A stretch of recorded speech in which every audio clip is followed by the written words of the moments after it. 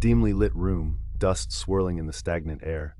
An antique typewriter sits alone, keys gleaming in the gloom. The silence shatters as a single key taps, then another and another, each stroke echoing with unnatural clarity. Letters appear, "Help me." The typewriter rattles, keys clattering in a frantic rhythm, words forming faster than any hand could move. The lights flicker, shadows stretch across the walls. Suddenly the typewriter halts. Its carriage jerks, and a fresh line appears. Turn around. The camera pans to a dark, shifting silhouette behind the viewer.